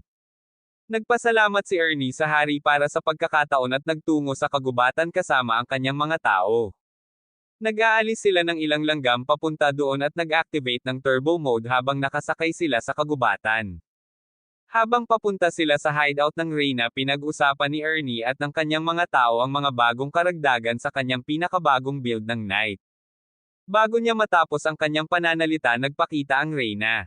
Ang pangit na bagay ay nagpatalsik kay Ernie at ang iba pa ng ilang sandali ngunit si Ernie ay tumayo pabalik sa kanyang mga paa at inatake ang mga binti ng Reyna. Kapag nalaman niyang wala itong ginagawang masama inatake niya ang kanyang mahinang bahagi na siyang egsak sa ilalim niya. Nagagawa nilang sirain ang kanyang bagong batch ng mga sanggol at inisin siya ng husto upang gusto silang patayin. Sinamantala ito ni Ernie at pinutol ang isang paa. Kapag siya ay pababa siya ay kumuha ng isang pamalo ng kidlat at idinikit ito sa kanyang mata. Pagkatapos nagpapadala siya ng kidlat sa kanyang mga mata at pinaikli ang kanyang utak. Matapos manalo sa labanan sa Ulfheim bumalik si Ernie at ang kanyang mga tao sa kuta. Habang ang iba ay nag-uusap sa isa't isa sa wakas ay ipinagkaloob ng hari kay Ernie ang kanyang hiling. Inutusan niya si Director Olver na bigyan si Ernie ng personal na paglilibot sa paligid ng lihim na nayon na tinatawag na Ulfheim kung saan ginawa ang Aether reactors. Nang sumunod na araw dinala ni Olver sina Ambrosius at Ernie sa mga bundok upang makita ang lugar na tinatawag nilang Ulfheim. Sa kanilang pagpunta doon ipinaliwanag ni Olver sa kanya ang kanyang tunay na pinagmulan. Tila ang mga taong naninirahan doon ay isang bihirang lahi ng mga espesyal na tao na ang haba ng buhay ay maaaring umabot ng hanggang 500 taon at bigyan din sila ng mas malaking halaga ng mana kaysa sa karaniwang tao. Tila mayroon silang semi-eternal na kabataan at nabuhay din ng sapat na katagalan upang lumikha ng mga espesyal na bagay tulad ng Aether reactor. Laking gulat ni Ernie nang malaman na may ganoong lokal na lugar. Umupo siya at nag-enjoy sa biyahe habang inaabangan ang mga magagandang bagay na makikita niya doon. Sa lalong madaling panahon ang trio ay dumating sa magandang lungsod ng Ulfheim. Nakilala ng trio ang dakilang elder ng Ulfheim nagpakilala muna sina Kitli at Ambrosius. Kinilala ni Kitli si Ambrosius at ibinalik ang mga pagbati. Pagkatapos ay pinasalamatan niya si Ernie sa pagtulong sa kanila na ibagsak ang kawen ng demonyo at naghihintay na marinig kung ano ang sasabihin nito. Sinabi sa kanya ni Ernie na ituro sa kanya ang mga paraan ng paggawa ng Aether. Gayunpaman naging defensive si Kitli at ipinaalam kay Ernie na hinding-hindi niya maaabot ang kanilang antas sa mga tuntunin ng kaalaman. Tumanggi si Ernie na ito ay panghinaan ng loob sa kanya. Binigyan siya ni Kitli ng isang huling tingin at pagkatapos ay ipinagkaloob ang kahilingan ni Ambrosius. Mas masaya si Ernie na sa wakas ay malaman ang tungkol sa Aether reactors. Sinimulan niya kaagad ang kanyang pagsasanay at nalaman niya na ang exchange crystal na ginamit ni Alfheim upang gumawa ng mana ay gumamit ng isang espesyal na script aka isang incantation isang artificial na dugo na nilikha gamit ang alchemy upang bitag si Aether mula sa at gawing mana. Ito ay interesado kay Ernie na pagkatapos ng isang demonstrasyon ni Director Olver nagsimula siyang magtanong tungkol sa bawat partikular na bahagi ng Aether reactors. Dahil humanga sa kanyang interes binigyan siya ng hari ng akses sa puso ng Behemoth at ng Mother Queen Ant. Nagpasalamat si Ernie sa kanya at bumaba sa pag-aaral ng Aether reactors. Samantala pinili ng kanyang mga tao na manatili at hintayin siyang matapos ang kanyang mga sesyon doon. Pagkalipas ng 3 buwan sa wakas ay muling iniharap ni Ernie ang kanyang sarili sa harap ng dakilang elder na nagpapasalamat sa kanyang mapayapang pagbisita at nangakong makikita siyang muli. Nang marinig ito ipinahayag ni Ernie ang kanyang pasasalamat sa kanya at nagtungo sa labas ng lihim na lungsod upang makilala ang kanyang mga kaibigan. Bumalik silang lahat sa kuta upang ipagpatuloy ang produksyon ng mga kabalyero. Sa panahon ng produksyon isang araw binisita ng personal na investigador si Ernie upang sabihin sa kanya ang tungkol sa bansang naghahangad na magsimula ng isa pang digmaan upang ibagsak ang Occidents. Pinasalamatan siya ni Ernie para sa impormasyon at hinihimok silang patuloy na maghanap ng higit pa. Paglabas niya sa opisina ni Ernesty nadatnan siyang muli ni Addie doon at hinarap siya sa pagtatangkang kunin si Ernesty. Ipinaalam ni Nora na si Pai kay Addie na nasa kanya ang lahat. Makalipas ang ilang araw natapos ang unang personal silhouette night ni Ernie. Pagkatapos gumamit ng 2 ether reactor mula sa Behemoth at sa puso ng Reyna sa wakas ay naghanda na si Ernie na bigyan ng pagsubok ang kanyang ikaruga. Habang ang kaharian ng Fremble ay gumagawa sa kanilang mga silhouette night ang Zalodek na isa pang kaharian na napupuot sa kapayapaan ay naghahanda sa sarili para sa digmaan sa Federation sa paligid nito. Sa isang eksena ang unang anak ng hari ng Zalodek si Carlitos Built ay nagbigay sa kanyang mga tauhan ng isang talumpati sa digmaan upang pukawin ang kanilang espiritu ng sapat upang sila ay lumaban. Plano niyang dalhin ang labanan sa mga bansang nakapaligid sa kanila at kunin sila sa pamamagitan ng puwersa. Pagkalipas ng 1 buwan bumagsak ang Federation at pinapanatili nito ang Shield Triter sa kanilang mga daliri. Si Shield Triter na isang bansang nakapalibot sa Federation ay pinamumunuan ni Haring August Ivelia. Matapos marinig ang lahat ng kakilakilabot na bagay na ginawa ni Zalodek sa Federation ang Duke ay lumabas sa silid ng digmaan na nag-aalala tungkol sa kung ano ang susunod para sa kanyang sariling kaharian. Nakita siya ng kanyang anak na si Eleonora na tumatakbo at tinanong kung ano ang problema. Tinanong niya ito tungkol sa mga alingaw-ngaw tungkol sa digmaan na narinig niya kamakailan ngunit ipinaalam sa kanya ng kanyang ama na kontrolado niya ang lahat. Samantala ang mga kabalyero mula sa Cospertia ay humarap sa mga Zalodek na kabalyero at natalo sa loob lamang ng 1 araw. Ang kanilang susunod na hintuan ay ang Shield Triter. Mabilis na pinalakas ni August I ang kanyang mga depensa at hinimok ang mga kabalyero mula sa mga nakapaligid na federasyon na magmarcha patungo sa kanyang sariling kaharian upang magkaroon sila ng sapat na mga mandirigma upang labanan at talunin ang hukbo ng Zalodek. Hindi nila alam na may pakulo si Zalodek dahil nakagawa na ng lumilipad na barkong pandigma ang henyo sa kanilang koponan. Sa ilalim ng takip ng gabi ang mga barkong pandigma aka ang mga barkong levitate ay lumilipad sa itaas ng mga pader ng Shieldien at ibinabagsak ang mga kabalyero aka ang Tyrantos ng direkta sa teritoryo ng Agosto I. Sa landing ang mga kabalyero ay nagsimulang gumawa ng kalituhan sa buong lungsod ng Shield Triter. Bawat pagtatangka na supilin sila ay walang saysay laban sa hukbong Tyranto. Maging si Lady Curhilt ay sumali sa hukbong Tyranto sa pagkakataong ito at pinabagsak ang karamihan ng mga puwersa ng Agosto I.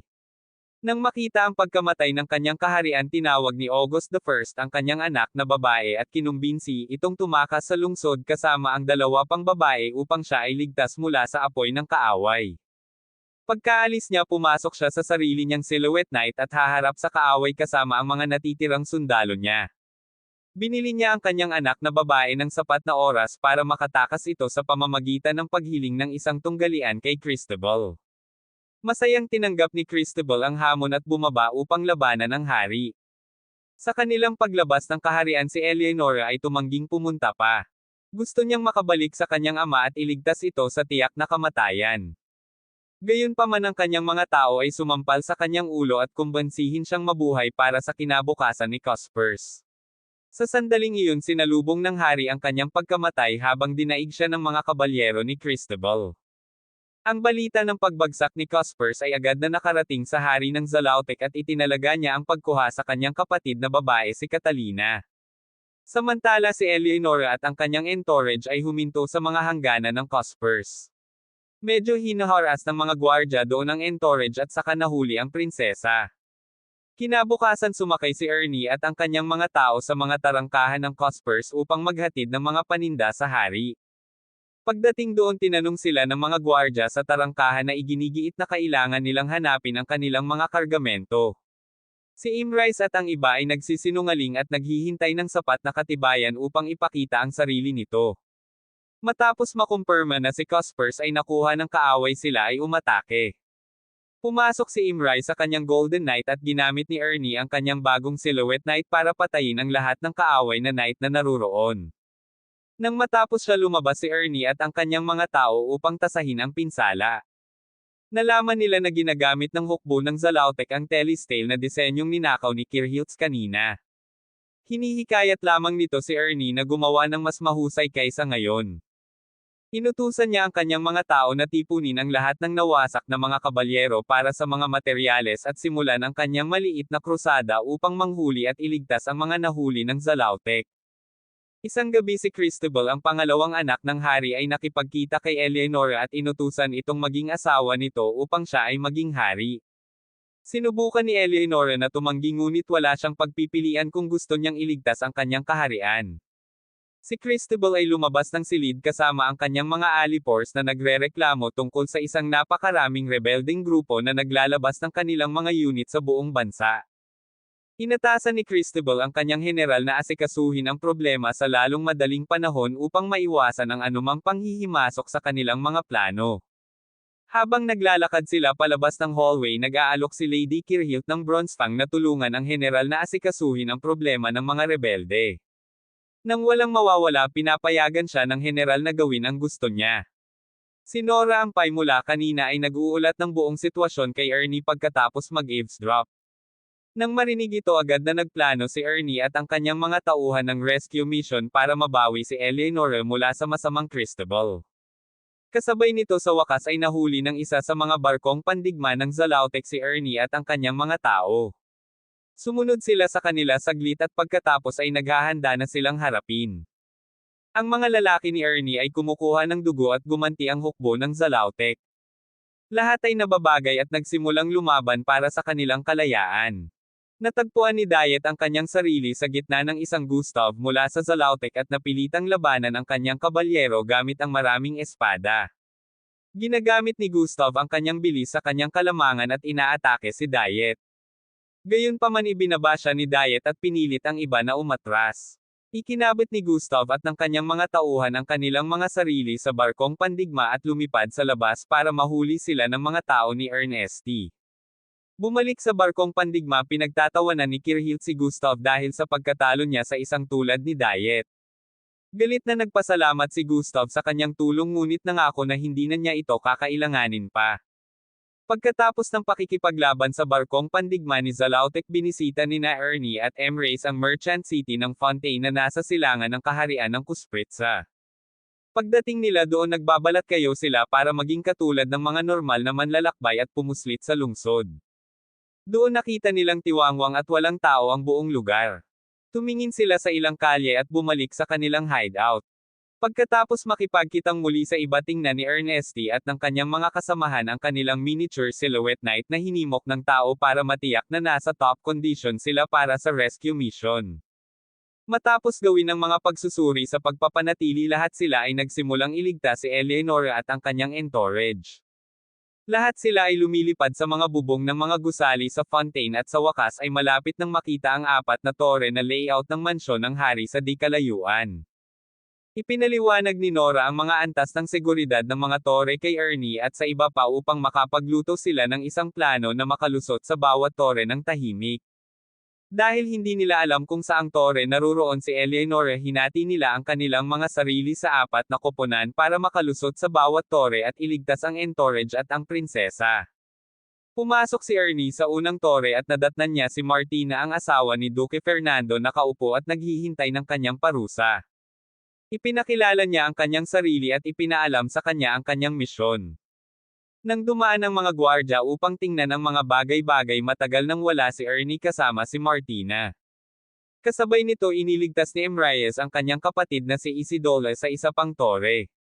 Si Adi naman ay walang nakitang tao sa ikatlong tore. Gayunpaman sa pang-apat na hanap ni RC ang tunay na prinsesa doon sa isang madilim na silid. Bago sila magkaroon ng oras para mag-usap nagpa-alarm na ang mga guard. Mabilis na inaalok ni Archie ang kanyang mga serbisyo kay Eleonora at hinihimok itong sumama sa kanya. Sa wakas ay pinayagan ni Eleonora si Archie na iligtas siya pagkatapos ng maraming panghihikayat. Inilipad siya ni Archie sa kagubatan kung saan nakilala niya ang iba pang naghihintay sa kanya. Doon muli siyang nakasama ng kanyang mga tao at lumipad sa ligtas na lugar. Matapos marinig ang tungkol sa paglusot ang general ng digmaan mula sa Zulaudek ay nag-utos ng isang fleet ng mga barkong pandigma na ipadala upang mahuli kaagad ang iba. Ang henyo ng kanilang bansa at lumikha ng barkong pandigma si Lord Goges ay sumama upang tingnan ang mga tao na matapang na pumasok sa kanilang mansyon. Habang sinusubaybayan ang mga salarin hindi makapaghintay si Lord Goges para sa wakas ay labanan ang kanyang levitate ship sa isang karapat-dapat na kaaway. Kinabukasan sa wakas ay natagpuan na ni Goges si Ernie. Nang makitang papalapit sa kanila ang barkong pandigma hindi maitago ni Ernie ang saya at saya. Mabilis niyang pinapilot ang sarili niyang kabalyero at lumipad patungo sa barkong pandigma upang labanan ang kalaban. Laking gulat din ni Goges nang makakita ng lumilipad na Silhouette Knight. Inutusan niya ang kanyang mga tauhan na ibagsak ang kabalyero sa lahat ng mga gastos. Sa kasamaang palad para sa kanila si Ernie ay masyadong malakas para sa kanila.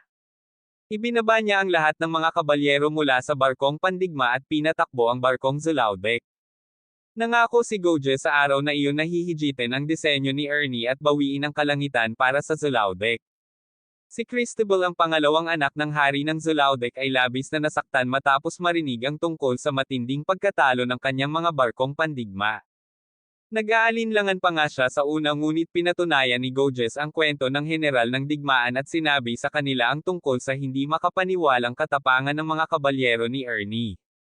Nagalit si Cristobal dito kaya inutusan niya ang general ng digmaan na maghanda ng isa pang pangkat ng mga kabalyero upang subaybayan at pabagsakin ang partido ni Ernie. Pagkalipas ng ilang oras dumating si Ernie at ang kanyang mga tao sa Nisher na isang relay station sa Old Cushberchen Highway. Doon muling kumonekta sila sa kanilang mga inhinyero ng makina at ipinakita ang prinsesa sa iba. Pagkatapos ng mga kinakailangang pagpapakilala bumaba si Ernie upang pag-usapan ang negosyo kasama si Martina at ang iba pang matatanda ng bayan. Gumawa siya ng panukala na bigyan sila ng mga potensyal na upgrade sa kanilang mga Silhouette Knight para mapataas ang kanilang firepower at tibay. Bilang kapalit kakailanganin niya ang natitirang Silhouette Knight mula sa kaaway. Tinanggap ni Martina ang deal at pinahintulutan si Ernie na gawin ang anumang gusto niya sa kaaway. Hindi nagtagal kinubkob ni Cristobal at ng kanyang general ng digmaan si Nisher.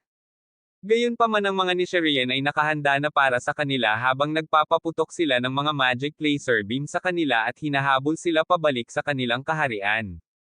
Sa ibang lugar si Ernie at ang kanyang mga tao ay patuloy na nagsasaliksik ng mga bagong pamamaraan upang mapabuti ang kanilang mga kabalyero upang labanan ang mga barkong pandigma ng Zulaudek. Sa isang punto sina Eleonora M. Rice at Martina ay tumira para pag-usapan ang ilang bagay bago bumalik sa kanilang mga tungkulin. Tila talagang nanlulumo ang prinsesa sa pagkawala ng kanyang pamilya. Dahil dito tumanggi siyang kunin ang trono upang mamuno sa Kuspritsa. Inatasan si M. Rice ng responsibilidad na pasayahin siya muli. Bumalik siya kay Ernie ang kanyang kapareha at ang kanyang mga tao. Pagkatapos humingi siya ng mga ideya sa kanila kung paano muling pasayahin ang prinsesa. Pagkatapos ng maraming pagmumuni-muni nakabuo sila ng isang plano.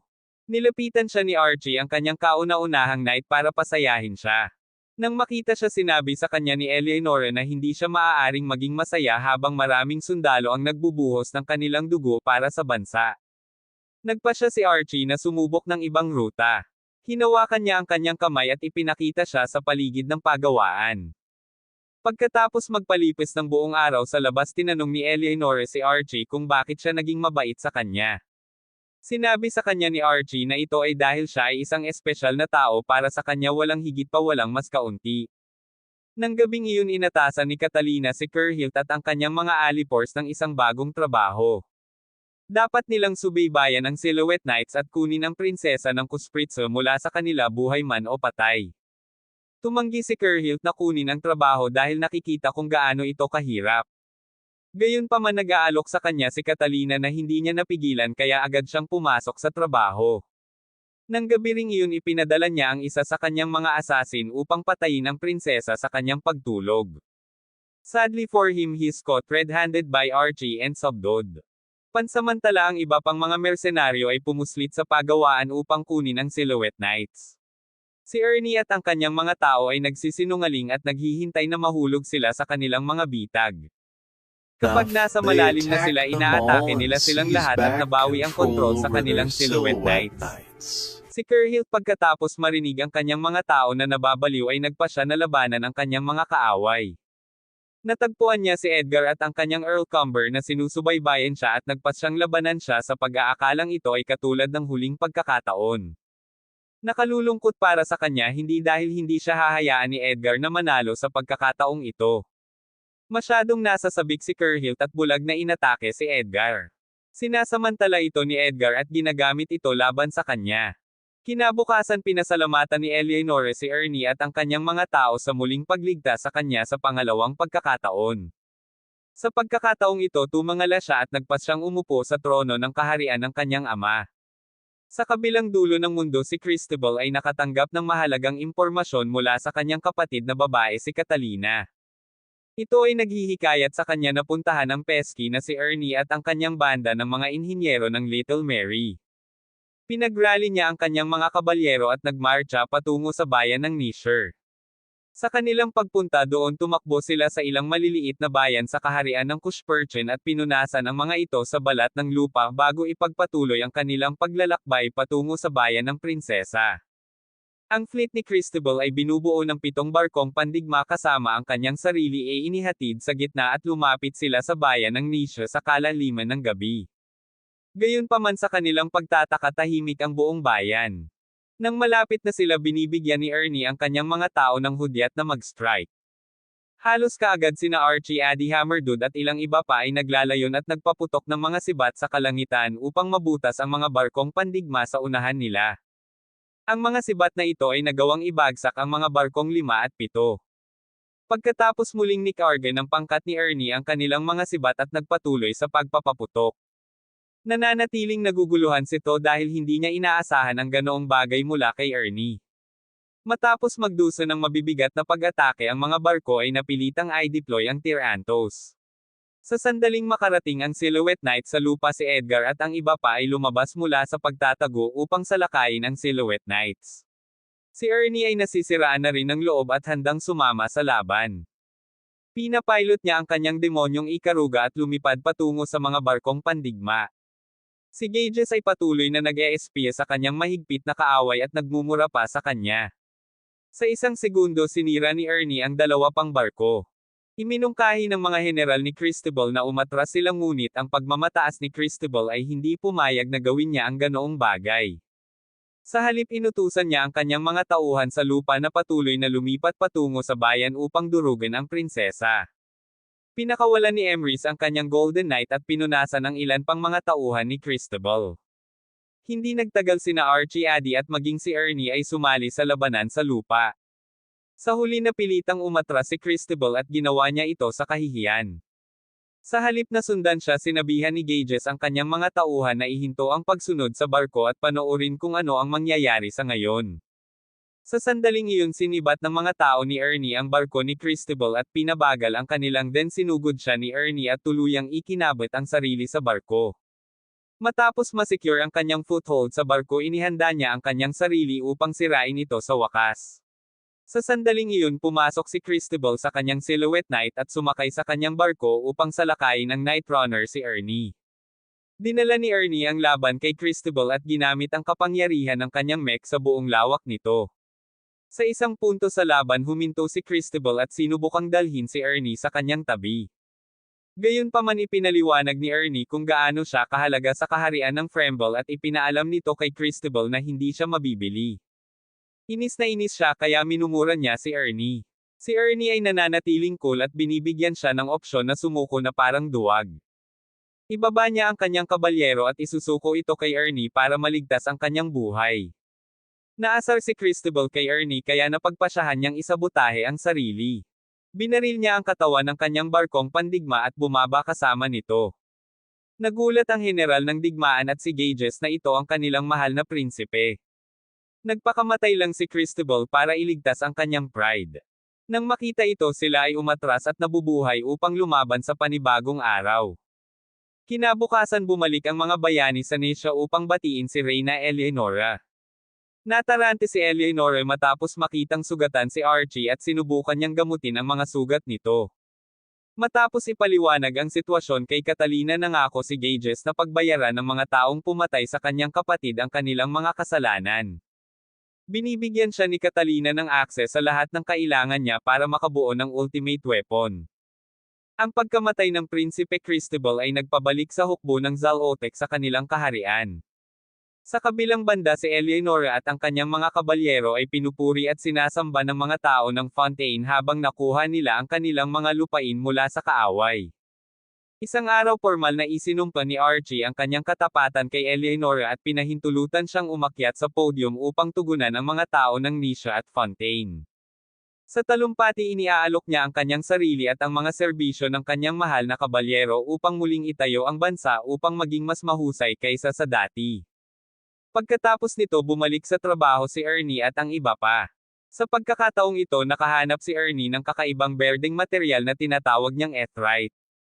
Ngayon ang material na ito ay imbensyon ni Gages na ginamit niya upang lumikha ng sarili nitong ether at gawin itong mana. Nangangahulugan ito na ang kanilang mga barkong pandigma at mga kabalyero ay hindi na mangangailangan ng ether mula sa himpapawid upang mapatakbo.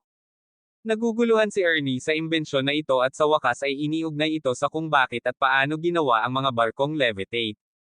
Kinikilala niya ang inventor ng material bilang isang henyo at nais na makilala siya balang araw. Matapos iligtas ang mga nasira ng kaaway bumalik si Ernie sa palasyo upang sagutin ang opisyal na tawag mula kina Eleonora at Martina. Pagdating doon pinasalamatan ni Martina si Ernie para sa lahat ng kanyang nagawa ngunit pagkatapos ay hiniling sa kanya na ibigay sa kanila ang mga labi ng mga silhouette ng kabalyero ng kaaway upang maitayo nila ang kanilang hukbo kasama nila. Pumayag si Ernie na ibigay sa kanila ang mga labi sa kondisyon na tulungan din nila ang kanyang sarili at ang kanyang koponan na buuin muli ang kanilang sariling Silhouette Knights. Walang nakikitang problema si Martina dito kaya nakipagkasundo silang dalawa. Samantala si David at Hammerdude ay nagreklamo ng kaunti tungkol sa pag-iiwan sa gilid habang ang iba ay nasisiyahan sa masarap na pagkain kasama ang Reyna. Sa susunod na ilang buwan lumikha ang mga Cushperchen ng mas maraming Silhouette Knight at nagawang itulak pabalik ang hukbong Zulaudek sa kanilang mga hangganan. Isang araw matapos talunin ang huling hukbo ng Zulaudek nagpalamig si Ernie at ang kanyang mga tao sa kapatagan ng Nisher. Sa sandaling iyon nakita nila ang isang kakaibang barkong pandigma na paparating sa kanila. Bumalik na pala ang general ng digmaan upang ipaghiganti ang pagkamatay ni Prinsipe Cristobal. Nang malapit na ang kanyang barko ang barkong pandigma ni Gahas aka ang Viber ay nagpaputok ng malaking laser beam sa kanila. Si Ernie at ang kanyang mga tao ay umiwas sa mga pag-atake ngunit muli ay natutuwa si Ernie na sa wakas ay magkaroon ng isang tunay na hamon. Inihahanda niya ang kanyang sarili at naghahanda upang labanan si Gahas at ang kanyang mga tauhan. Pagkatapos ng maingat na pagsusuri sa barkong pandigma ng kalaban nalaman ni Ernie na ito ay itinayo gamit ang disenyo ng isang Drake upang gawing mas madaling kontrolin ang pagmamaniobra. Gayunpaman tumanggi si Ernie na panghinaan ng loob. Sa halip hinimok niya ang kanyang mga tao na kontrolin ang karamihan upang maiwasan ang hysteria sa gitna nila habang nakikipaglaban siya sa The War General ay hindi rin umaatres habang papalapit siya kay Ernie sa mas mataas na bilis. Iniiwasan ni Ernie ang lahat ng pag-atake ng Viber habang pinag-aaralan niya ang lahat ng kanyang makakaya tungkol sa barko ng Viber. Samantala nilabanan ni Gustav si Diet sa lupa gamit ang kanyang knight na puno ng espada. Sinusunod ni Diet ang lahat ng pag-atake ni Gustav at naghahanda para sa isang counter. Samantala sina Archie at Addie ang bumaril ng mga sibat sa hangin para makaabala sa Viber. Ito ay mahusay na gumagana para Ernie upang makahanap ng isang pambungad. Inatake niya ang pagbubukas at sinisira ang gilid ng daungan ng barko. Patuloy na inaatake ni Ernie ang Viber at pinipilit silang sumisid pababa upang mawala ang kaunting altitude. Tumanggi pa ring umatras ang general habang kaharap niya muli si Ernie upang ipagpatuloy ang pakikipaglaban sa kanya. Si Diet naman ay pilit na sinasabayan ang mabilis na pag-atake ni Gustav. Naghihintay siya ng bukas at ginamit ang kidlat upang salakayin si Gustav kapag nahanap niya ito. Pagkatapos ginagamit niya ang bawat huling piraso ng mana na natitira sa kanyang kabalyero upang lumikha ng isang pag-atake na sapat na malakas upang ganap na sirain ang kabalyero ni Gustav. Ang Battle of the Skies ay nagpapatuloy habang nalampasan ni Ernie ang mga pag-atake ng Viber. Patuloy niyang pinahina ang mga depensa ng Viber at nagiging masyadong mabilis ng isang kaaway para tanggalin ng Viber. Pagdating dito nagpa siya ang War General na gamitin ang kanyang trump card. Nag-deploy siya ng dilaw na alikabok na naglalaman ng mga metal fragment saltpeter at sulfur powder. Ang nakamamatay na timpla na ito ay siguradong magpapababa ng anumang jet engine thrust. Nabigo si Ernie na matanto ang panganib na kanyang kinaroroonan at bulag na lumipad sa usok. Nakalulungkot gumagana ang timpla at si Ikaruga ang mech ni Ernie ay nawala ng tulak. Bumagsak si Ernie sa lupa at mabilis na inayos ang sarili sa pag-aakalang siya ay mahina. Pinaputok ng general ang kanyang huling mana laser beam kay Ernie. Nakita ni Ernie ang pag-atake na darating at pagkatapos ay ibinalik sa kanila ang katumbas na halaga ng mana. Sa puntong iyon ang Viber ay wala na sa mana. Kaya ang general ng digmaan ay kailangang umatras at tapusin ang labanan sa isang kurbatang. Si Ernie at ang kanyang koponan ay kumuha ng Major L sa araw na iyon dahil napagtanto nilang ang kanilang mga kaaway ay maaaring kasing lakas kung hindi man mas malakas kaysa sa kanila. Nangako si Ernie na sisiguraduhin na hindi na mahuhulog muli ang jet thruster sa mga ganitong kondisyon. Bumalik siya sa drawing board at patuloy na nagtatrabaho sa kanyang mga tao. Pagka-uwi binisita ng general ng digmaan si Gahas sa kanyang pagawaan at nakita siyang nag-install ng isang espesyal na bagong asset sa Viber.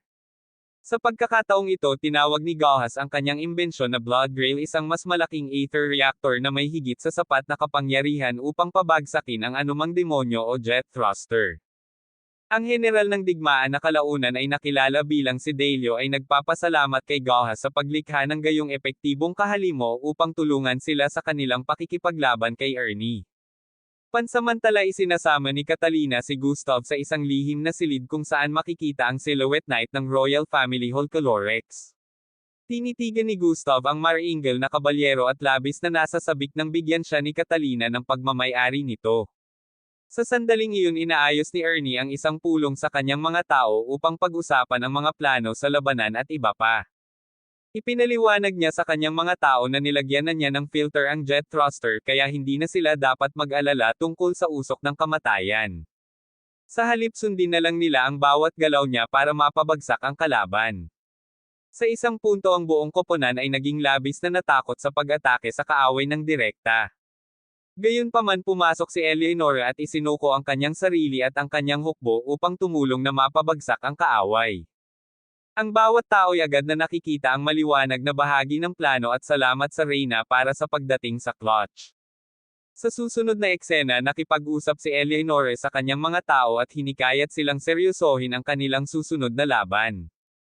Pinupukaw niya ang espiritu ng pakikipaglaban sa kanyang mga tauhan at tinapos ang talumpati. Kasunod ng talumpati nakipagpulong si Eleonora kay Ernesty at humingi ng paumanhin sa paglalagay ng napakaraming responsibilidad sa kanya. Medyo tinukso siya ni Ernie at lahat ay nagtawanan bago magsimula ang tunay na laban. Sa susunod na mga araw ang hukbo at silhouette ng mga kabalyero ng Kuspritsa ay nakipaglaban sa Zulaudek.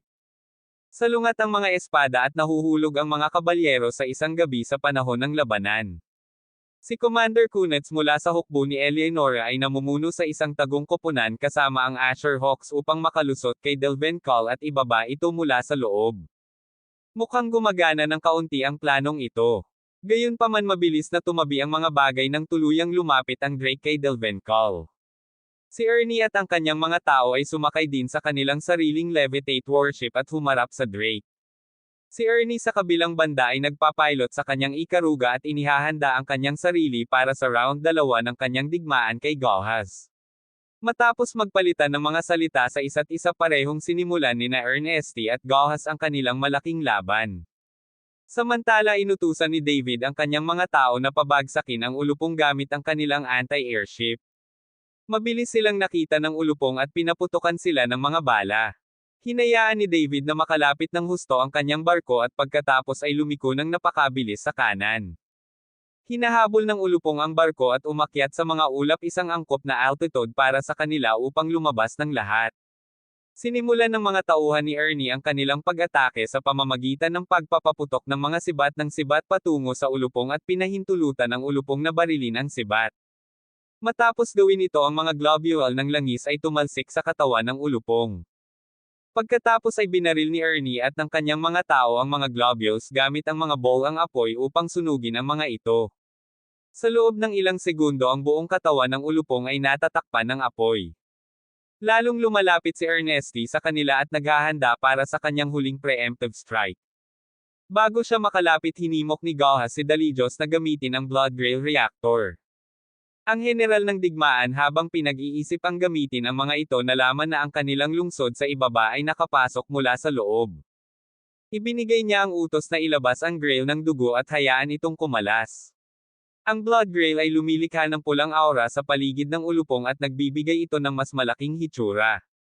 Si Ernie at ang iba ay medyo nabigla sa imbensyon na ito ngunit si Ernie bilang matigas ang ulo na bata ay patuloy na umaatake sa barko. Nakalulungkot wala sa kanyang mga pag-atake ang gumana laban sa ulupong dahil ang power output nito ay tumaas ng 10 beses.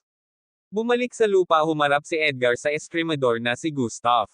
Sa wakas ay pinakawalan ng Asherhawk ang drawbridge na nagbibigay daan sa higit pang reinforcement na atakehin ang Zalud X Black Knights. Samantala nagpa siya si Ernie na gumawa ng isang mapanganib na diskarte.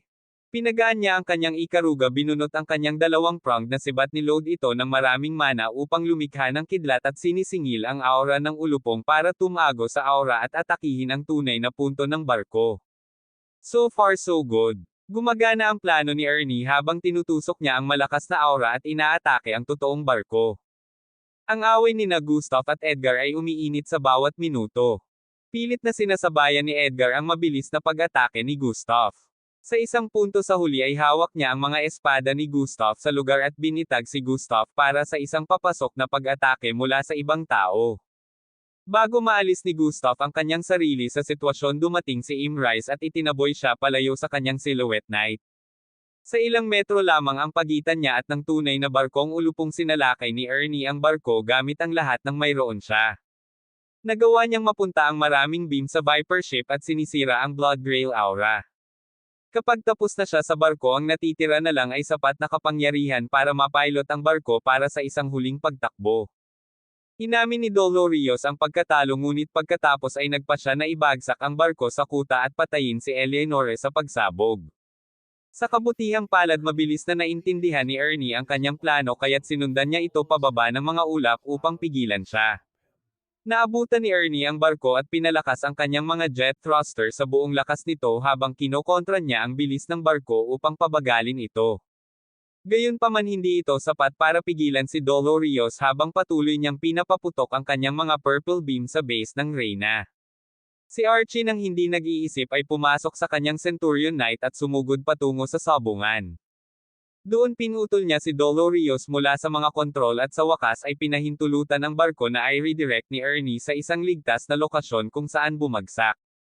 Hinimok ni Ernie si Archie na talikuran ang laban ng Centurion at tumalon sa kanyang mga bisig upang siya ay mailigtas. Ginawa lang iyon ni Archie at naliligtas kaagad. Nang gabing iyon natapos ang mahabang labanan sa pagitan ng Zalaudek at Kushpraka. Noong tagsibol ng kanlurang taon ng 1823 ang mga puwersa ni Zalaudek ay sumuko sa Occidents at si Eleonora ay opisyal na kinoronahan upang mamuno sa Kushpraka bilang reyna. Ilang araw pagkatapos ng labanan inayos ni Ernie at ng kanyang mga kasamahan ang kanilang mga gamit para umalis sa Kushpraka patungong Fremville. Bago umalis nagpa siya si Eleonora na sabihin ang kanyang huling paalam sa isang espesyal na tao. Bumisita siya kay Archie at nagpasalamat sa pagligtas sa kanya noon. Natahimik siya at inaasahan na yayakapin siya o hahalikan ni Archie o kung anuman. Gayunpaman ang aming anak na si Archie ay nakatayo sa malayo at lumayo. Binigyan siya ni Eleonora ng mahabang yakap at sa wakas ay pinakawalan siya. Makalipas ang ilang oras si Ernie at ang kanyang pangkat ng masayang mga inhinyero at night runner ay sa wakas ay bumalik sa kanilang bayan gamit ang kanilang sariling levitate ship.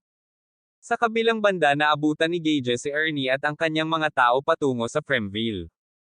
Pinag-aaralan niya ang mga bagong modelo para sa silwete na barko at nangako siyang babalik na may dalang mas mahusay. Sa susunod na eksena, pinasalamatan muli ni Ambrosio si Ernie at ang kanyang koponan sa pagpapanumbalik ng kapayapaan sa Occident.